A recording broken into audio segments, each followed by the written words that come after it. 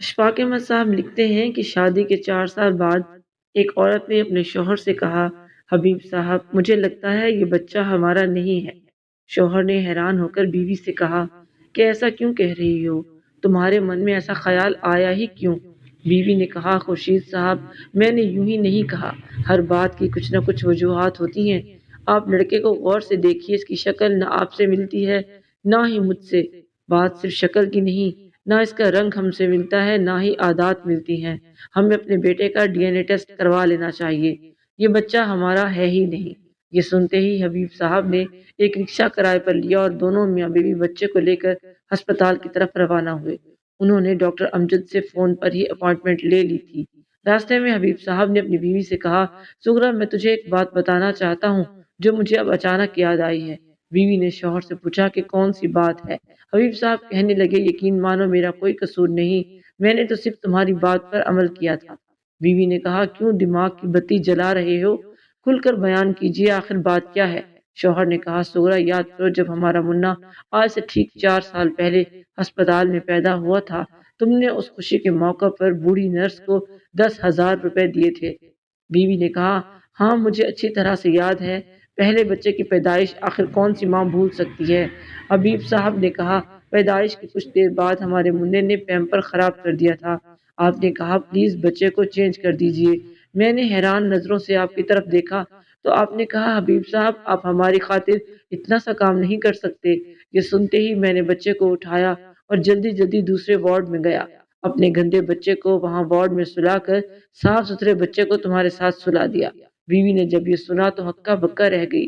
ہسپتال میں گئے تو 2 ڈاکٹرز نے بھی اس بات کی تصدیق کر دی کہ یہ بچہ تمہارا نہیں ہے، پر سغرا نے ڈاکٹر سے کہا کہ میرے شوہر کی بے وقوفی کی وجہ سے میرا لال مجھ سے بچھڑ گیا، کیا ایسا ممکن ہے کہ وہ مجھے واپس مل سکے؟ ڈاکٹرز نے کہا، وارڈ میں 120 بچے موجود تھے، 4 سال کا عرصہ بیت چکا ہے، اب اس بات کا اندازہ لگانا بہت مشکل ہے کہ آپ کا بچہ کس کے پاس ہے۔ دونوں میاں بیوی گھر واپس آ گئے۔ دوسرے دن حبیب صاحب جمعہ کی نماز کے لیے مسجد تشریف لے گئے تو امام صاحب خطبے میں فرما رہے تھے، جو بھی اس دنیا میں آیا ہے اپنے حصے کا رزق لے کر آیا ہے۔ اگر آپ سمجھتے ہیں کہ آپ سے ہی گھر کا نظام چل رہا ہے تو یہ آپ کی غلط فہمی ہے، آپ کے ہونے یا نہ ہونے سے کوئی فرق نہیں پڑتا۔ حبیب صاحب نے دل میں سوچا کہ مولوی صاحب نے بڑی عجیب بات کی ہے، میں گھر کی کفالت کر رہا ہوں، بیوی بچے کا پیٹ پال رہا ہوں، اگر میں ایسا نہ کروں تو گھر میں فاقے پڑ جائیں۔ یہ کہہ کر اس نے اپنی کریانے کی دکان بند کی اور بغیر بتائے گھر سے کہیں دور جنگل کی طرف چلا گیا۔ جنگل میں اس کا ایک دوست راجہ ڈاکو رہتا تھا۔ حبیب صاحب اپنے دوست کے ساتھ وہاں رہنے لگے۔ سغرا نے اپنے شوہر کی گمشدگی کی اطلاع پولیس کو دی۔ پولیس کئی دن تک حبیب صاحب کو ڈھونڈتی رہی مگر وہ نہ ملے۔ محلے والوں نے سغرا کو اکیلا نہ چھوڑا، ایک اسکول کی پرنسپل نے اس کے بچے کو بغیر فیس کے داخل کروایا۔ سغرا کو اس اسکول میں ٹیچنگ کی جاب دے دی۔ گاؤں کے چودھری نے سغرا کو بیوہ سمجھتے ہوئے اس کے بچے کے نام 10 ایکڑ زمین الاٹ کر دی تاکہ وہ کسی کی محتاج نہ ہو۔ سغرا کی غربت ختم ہو چکی تھی۔ 2 سال بعد حبیب گھر واپس آیا تو اسے زندہ دیکھ کر سب حیران ہو گئے۔ حبیب نے بہانہ کیا کہ مجھے ڈاکو اغوا کر کے لے گئے تھے۔ حبیب نے محسوس کیا کہ اس کی بیوی اس کی واپسی پر خوش نہیں تھی۔ اس کا بچہ اچھے اسکول میں تعلیم حاصل کر رہا تھا، گھر میں پہلے سے بھی اچھا فرنیچر تھا اور اے سی بھی لگا ہوا تھا۔ ایک ہفتے تک سغرا نے جب اس سے بات نہ کی تو حبیب نے بیوی سے کہا کہ تجھے کیا ہو گیا ہے، کیوں مجھ سے بات نہیں کر رہی؟ سغرا نے کہا کہ آپ واپس آئے ہی کیوں؟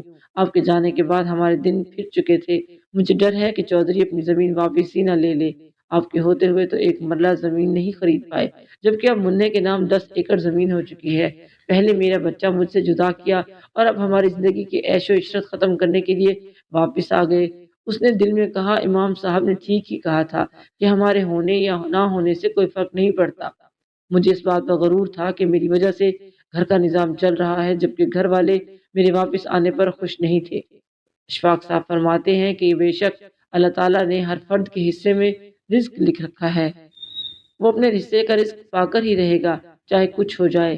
یہ بات روز روشن کی طرح عیاں ہے کہ کسی بھی شخص کے دنیا میں آنے یا جانے سے کسی کا رزق کم یا زیادہ نہیں ہوتا۔